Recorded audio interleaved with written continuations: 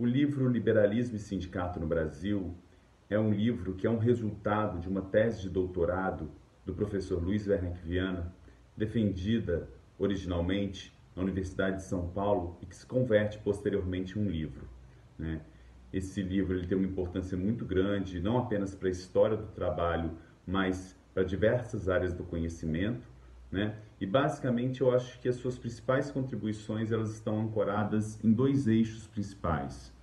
O primeiro eixo diz respeito à própria relação que o livro procura propor para nós pensarmos numa reflexão mais complexa acerca das relações entre Estado, classe trabalhadora e empresariado. É um livro publicado no final dos anos 70, mas que já possibilita pensar o tema do corporativismo e o tema da formação da classe trabalhadora numa chave mais renovada, deixando de enxergar a classe trabalhadora somente numa chave passiva, mas pensando-a também como sujeito no próprio processo da ação social. É claro que nos anos seguintes,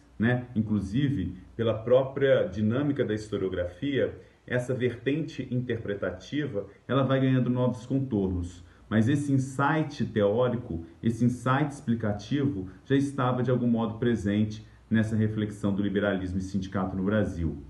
Além disso, o livro,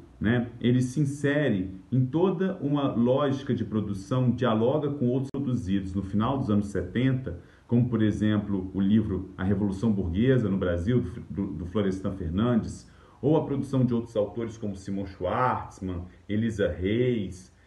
que buscavam, outros autores que buscavam de algum modo ou de outro pensar em grande medida o tema da modernização no Brasil.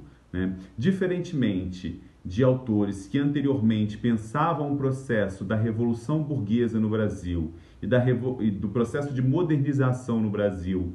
como se nós tivéssemos uma contraposição entre setores atrasados e setores modernos, ou setores agrários e setores industrializados, pensando a história do Brasil numa chave dualista,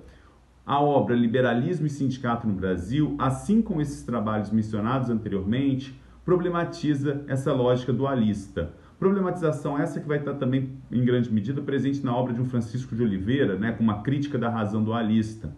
E a grande perspectiva é justamente pensar de que maneira o atraso e o moderno se articularam no processo de modernização no Brasil.